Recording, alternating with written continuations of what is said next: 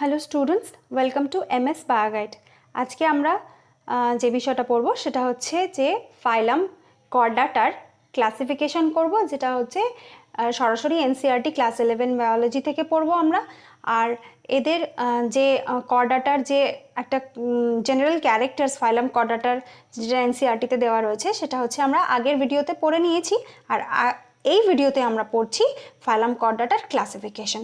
তো ফাইলাম কর্ডাটার আন্ডারে কয়েকটা সাব ফাইলাম রয়েছে, সেই সাব ফাইলামগুলো সম্বন্ধে আমরা জানবো, তাদের ক্যারেক্টার সম্বন্ধে আমরা জানবো। তো সেগুলো জানার আগে আমরা একটু এই ফাইলাম কর্ডাটার যে তিনটে স্ট্রাইকিং ক্যারেক্টার সেটা একটু আমরা রিভিশন করে নেবো, যাতে করে আমাদের এই সাব ফাইলামগুলো পড়তে আমাদের সুবিধে হয় এবং আমাদের কনসেপ্টটা বুঝতেও অনেকটা সুবিধে হয়। তো এই যে ডায়াগ্রামটা আমরা আগের যে ভিডিওতে পড়েছি সেখানে কি আছে, যে ফাইলাম কর্ডাটার অন্তর্গত যে সমস্ত অর্গ্যানিজম রয়েছে তাদের ক্ষেত্রে কিন্তু তিনটে ক্যারেক্টার্স থাকতেই হবে, তবেই তাদেরকে আমরা ফাইলাম কর্ডাটাতে রাখতে পারবো। তো কি কি তিনটে ক্যারেক্টার্স থাকছে সেগুলো হচ্ছে কি, যে একটা নার্ভ কর্ড থাকতে হবে, নার্ভ কর্ড, নোটোকর্ড এবং ল্যাটারাল গিল স্লিটস থাকতে হবে। তাহলে নার্ভ কর্ড যেটা হচ্ছে এই একটা ডরসাল হলো নার্ভ কর্ড, অর্থাৎ ফাঁপা নার্ভ কর্ড থাকবে, একটা নোটো কর্ড থাকবে। নোটো কর্ডটা হচ্ছে কি, এই নোটো কর্ড কথার অর্থ হচ্ছে, নোটো কথার অর্থ হচ্ছে কি যে ব্যাক, অর্থাৎ ডরসাল পজিশনে কর্ড অর্থাৎ দড়ির মতো একটা স্ট্রাকচার। নোটো কর্ড সেটা হচ্ছে ডরসাল ইন পজিশন অর্থাৎ নোটো কর্ড থাকবে এবং ল্যাটারাল গিল স্লিটস থাকবে। তো এই যে তিনটে ক্যারেক্টার্স রয়েছে সেটা হচ্ছে ফাইলাম কর্ডাটার অন্তর্গত যে অর্গ্যানিজম রয়েছে তাদের মতো অবশ্যই থাকতে হবে, এবং সারা জীবন না থাকলেও through out their life span যদি না পারসিস্ট করে তাহলে সাম স্টেজেস অফ দেয়ার লাইফ, কিছু জীবদ্দশার কিছু সময় জুড়ে কিন্তু এই তিনটে ক্যারেক্টার্স অবশ্যই থাকতে হবে, তবেই সেই অর্গ্যানিজমকে আমরা এই ফাইলাম কর্ডাটাতে তবেই আমরা কিন্তু রাখতে পারবো। আর হচ্ছে কি যে এদের যে একটা সাব ফাইলাম কর্ডাটার যেটা হচ্ছে ভার্টিব্রাটা, যার মধ্যে আমরা পড়ি, হিউম্যান বিং পড়ি। তো আমাদের ক্ষেত্রে তিনটে ক্যারেক্টারের মধ্যে আমাদের অ্যাডাল্ট স্টেজে কোনোটাই কিন্তু দেখা যায় না। আমাদের ক্ষেত্রে কি হয়, নোটোকার্ডটা কি হয়, রিপ্লেসড বাই আমাদের যে ভার্টিবল কালাম রয়েছে, replaced by vertebral column or backbone, যেটাকে আমরা বলি বাংলাতে বলি মেরুদণ্ড, তারা কিন্তু রিপ্লেস হয়ে যাচ্ছে কি নোটোকর্ড। আর গিল স্লিটস এবং নার্ভ কর্ড তো দেখাই যাচ্ছে না। গিল স্লিটস কোথায় দেখা যাচ্ছে, আমাদের এমব্রায়োনিক ডেভেলপমেন্টের সময় কিন্তু আমাদের এমব্রায়োতে কিন্তু গিল স্লিটস দেখা যাচ্ছে। তাহলে এই সাম স্টেজেস অফ লাইফ কিন্তু অবশ্যই দেখা যাচ্ছে। তাই আমরা এই ফাইলামের মধ্যে পড়ছি, এই কর্ডাটা ফাইলামের মধ্যে পড়ছি। তাহলে আমরা জেনে নিলাম যে কর্ডাটার যে তিনটে স্ট্রাইকিং ক্যারেক্টার্স। এরপর আমরা চলে আসবো এদের ক্লাসিফিকেশনে, যে ক্লাসিফিকেশনটা দেওয়া রয়েছে এনসিইআরটি থেকে। এনসিইআরটিতে যে ক্লাসিফিকেশনটা দেওয়া রয়েছে সেটা আমরা পড়ে নেব। তো এনসিইআরটিতে কি রয়েছে, যেটা হচ্ছে এই যে ফাইলামটা, এই ফাইলামটা হচ্ছে কি তিনটে সাব ফাইলামে ক্লাসিফাই করা রয়েছে।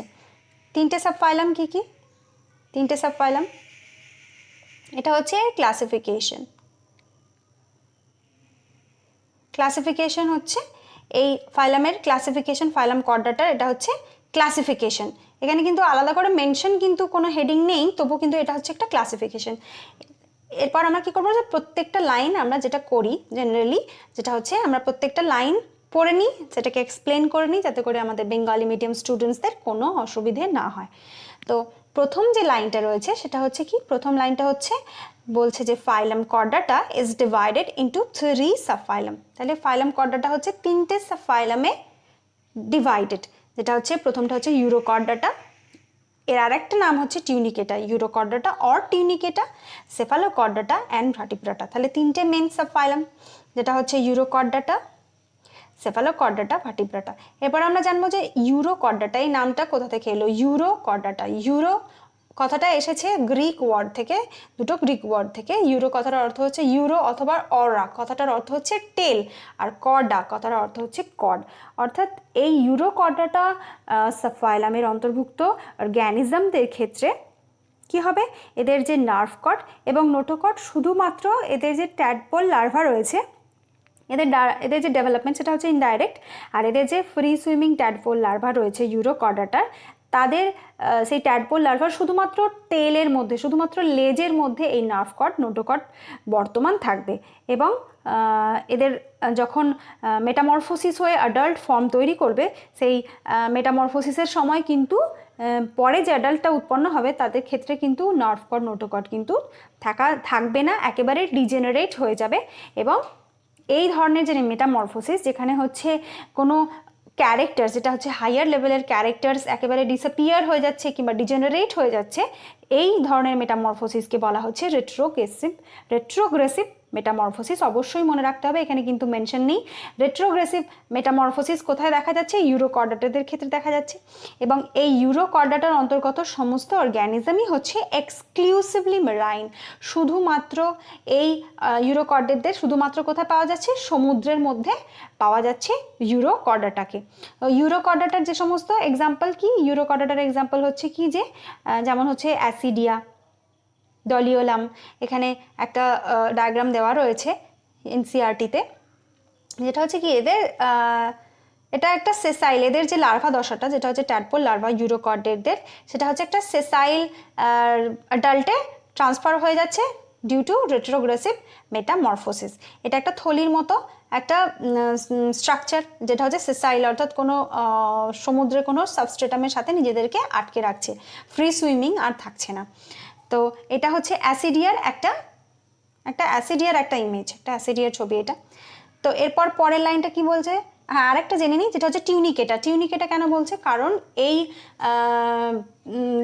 ইউরোকর্ডাটার অন্তর্ভুক্ত প্রাণীদের যে শরীরটা, সেটা হচ্ছে একটা টাফ কাভারিং দ্বারা প্রোটেক্টেড থাকে, যেটাকে বলা হচ্ছে টিউনিক, অর্থাৎ কাভারিং, প্রোটেক্টেড টিউনিক দ্বারা কাভার থাকছে। কি হচ্ছে যে সেসাইল হয়ে যাচ্ছে and encased in a protective tunic, সেই জন্য এদের নাম হচ্ছে টিউনিকেটা। তো অবশ্যই মনে রাখতে হবে যে ইউরোকর্ডাটার আরেকটা নাম হচ্ছে কিন্তু টিউনিকেটা। ইউরোকর্ডাটার আরেকটা নাম হচ্ছে টিউনিকেটা। তাহলে টিউনিকেটার কি এক্সাম্পল আমরা পড়লাম? টিউনিকেটার এক্সাম্পল আমরা পড়লাম অ্যাসিডিয়া। অ্যাসিডিয়া হচ্ছে টিউনিকেটার এক্সাম্পল অ্যাসিডিয়া।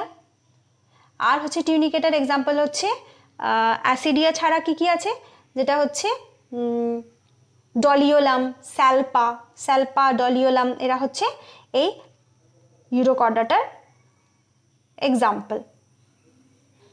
অ্যাসিডিয়া, স্যালপা, ডলিওলাম। তো এই অ্যাসিডিয়া, স্যালপা, ডলিওলাম এগুলো কেমন দেখতে হয় সেগুলো আমরা এতে যখন জেনারেল ক্যারেক্টার্স আমরা পড়বো, এই ফাইলামের, এই সাবফাইলামের ফাইলাম কর্ডাটা এবং এদের যে সাবফাইলামগুলো রয়েছে তাদের যখন জেনারেল ক্যারেক্টার্স পড়বো, তো তাদের ছবির সাহায্যে আমরা কিন্তু অবশ্যই দেখবো, যাতে করে আমাদের কিন্তু মনে থাকে। ছবি থেকেও কিন্তু আমরা অনেক আনসার করতে পারি। যদি আমাদের ছবি দিয়ে যদি আমরা কনসেপ্ট ক্লিয়ার থাকে, তাহলে কিন্তু আমরা অনেক আনসার করতে পারি। কারণ কি হয়, যেটা হচ্ছে আমাদের স্টাডির ক্ষেত্রে, মেডিকেল স্টাডি কিংবা আমাদের বায়োলজিক্যাল যে স্টাডি রয়েছে তাদের ক্ষেত্রে, সেখানে ক্ষেত্রে কি হয় যে diagram plays an important role, আমরা সবাই সেটা জানি। সেজন্যই কিছু দেখা আমরা এনসিইআরটিতেও দেখতে পাচ্ছি যে আমাদের থিওরির সাথে সাথে কিন্তু অনেক ডায়াগ্রাম দিয়ে কিন্তু আমাদেরকে বোঝানো হয়েছে, যাতে আমরা খুব সহজেই বুঝতে পারি। তো এই পরের যে লাইনটা যেটা বলছে, যে পরের লাইন বলা হচ্ছে যে এদের আর যে পরের যে ফাইলাম, সেটা হচ্ছে কি, যে সেফালোকর্ডাটা আর হচ্ছে ভার্টিব্রাটা। এরপর হচ্ছে সাবফাইলাম ইউরোকর্ডাটা অ্যান্ড সেফালোকর্ডাটা আর often refer to as protochordate. তাহলে এই যে দুটো সাবফাইলাম, যেটা হচ্ছে সেফালোকর্ডাটা এবং ইউরোকর্ডাটা, সেফালোকর্ডাটা এবং ইউরোকর্ডাটাকে কি বলছে? সেফালোকর্ডাটা ইউরোকর্ডাটাকে একসাথে বলা হচ্ছে প্রোটোকর্ডাটা। অবশ্যই মনে রাখতে হবে যে সেফালোকর্ডাটা এবং ইউরোকর্ডাটাকে একসাথে বলা হচ্ছে প্রোটোকর্ডাটা কেন বলা হচ্ছে? কারণ প্রোটো কথার অর্থ হচ্ছে ফার্স্ট, আর কর্ডেট কথার অর্থ হচ্ছে কর্ড। তাহলে এদের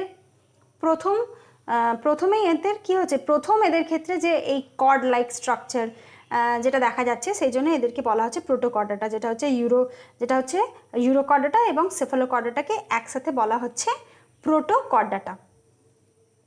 এরপরে পরের লাইন বলছে এরা, এবং যেটা হচ্ছে কি, যে অ্যান্ড আর এক্সক্লুসিভলি মেরাইন, যেটা হচ্ছে প্রোটোকর্ডাটা এবং ইউরোকর্ডাটা উভয়ই হচ্ছে, প্রোটোকর্ডাটা এবং ইউরোকর্ডাটা উভয়ই হচ্ছে এক্সক্লুসিভলি মেরাইন, শুধুমাত্র সমুদ্রে এদেরকে পাওয়া যায়, এদেরকে শুধুমাত্র মেরাইন হ্যাবিটেটেই এদেরকে পাওয়া যায়। অবশ্যই মনে রাখতে হবে প্রোটোকর্ডাটা এবং ইউরোকর্ডাটাদেরকে শুধুমাত্র সমুদ্রে পাওয়া যায়।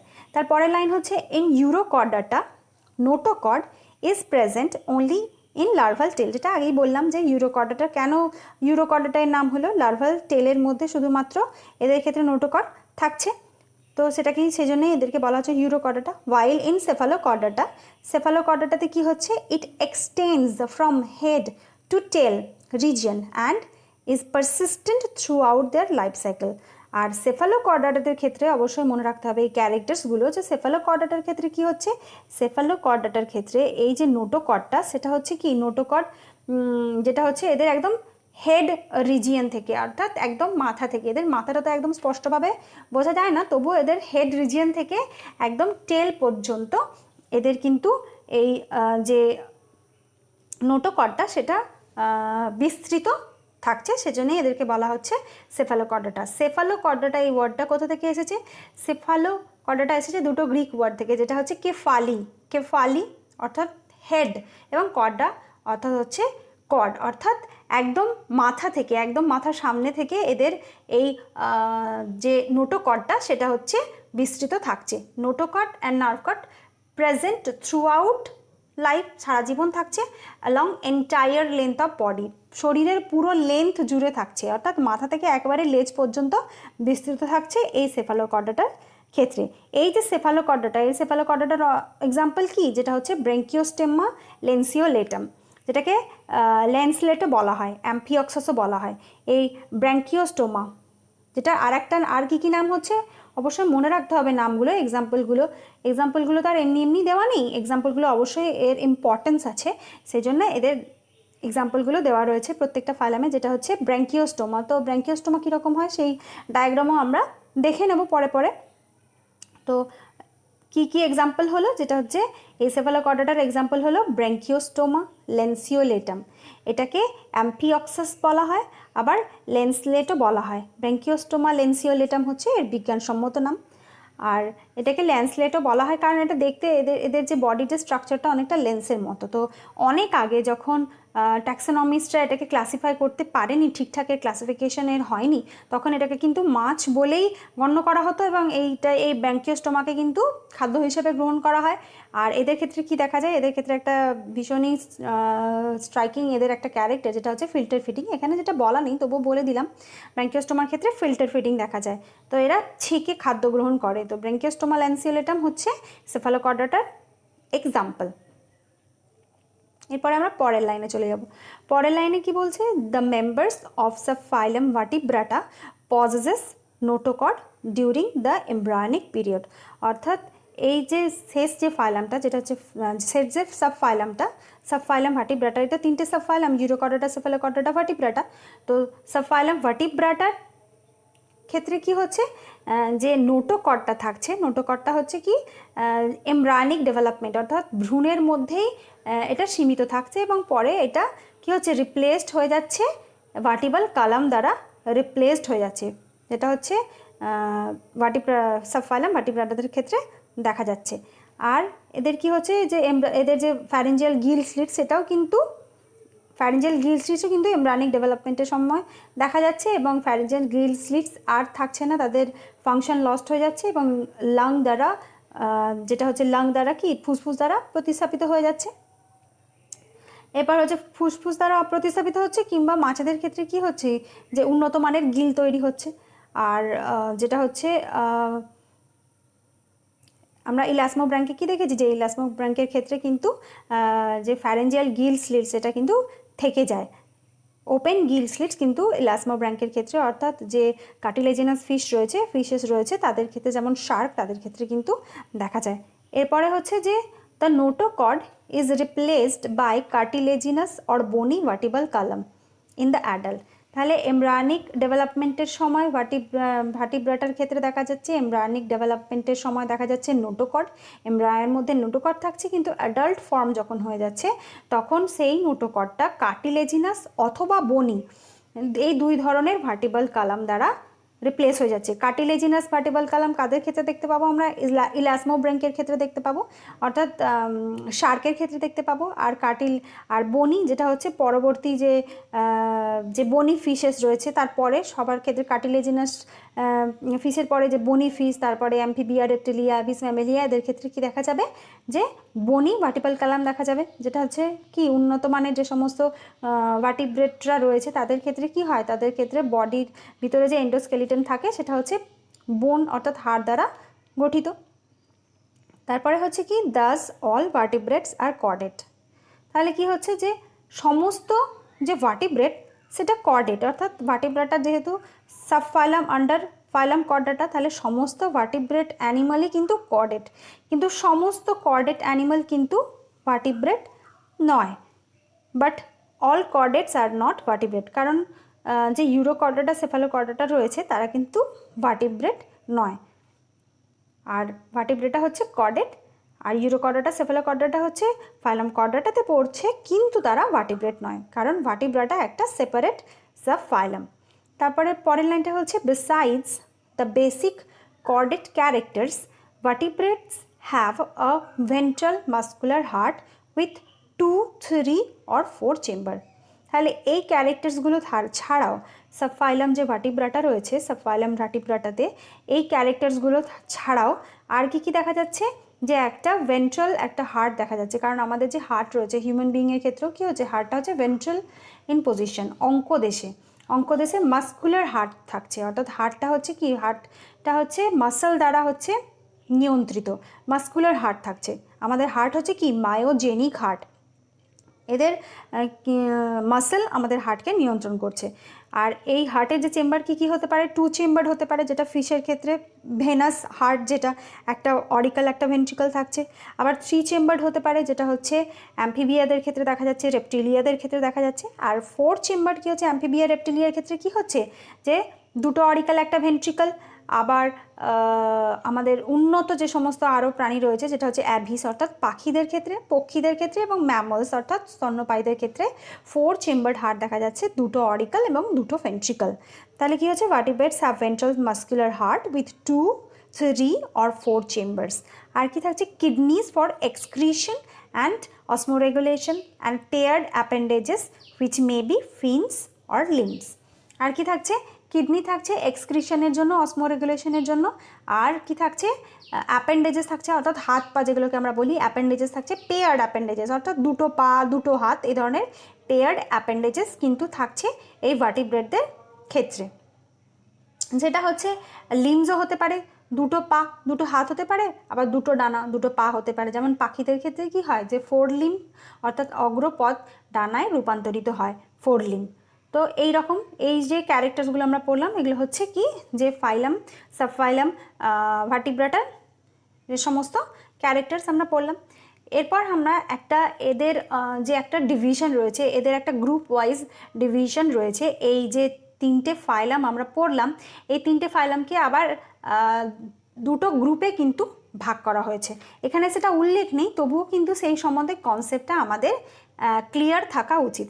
যেটা হচ্ছে একটা গ্রুপ হচ্ছে ক্রেনিয়া, আর একটা হচ্ছে অ্যাক্রেনিয়া। তো অ্যাক্রেনিয়ার ক্ষেত্রে হচ্ছে কি, যে মস্তক অর্থাৎ যে স্কাল মাথার খুলি, তাদের ক্ষেত্রে কিন্তু থাকছে না এক্রেনিয়াতে কারা কারা পড়ছে? এক্রেনিয়াতে পড়ছে যেটা হচ্ছে ইউরোকর্ডাটা এবং সেফালোকর্ডাটা, এক্রেনিয়াতে পড়ছে, আর ক্রেনিয়াতে পড়ছে ভার্টিব্রাটা। এটাকে 2টো গ্রুপে ভাগ করা হচ্ছে, আবার এই 3টে ফাইলামকে 2টো গ্রুপে ভাগ করা হচ্ছে, একটা হচ্ছে এক্রেনিয়া আর একটা হচ্ছে ক্রেনিয়েটা।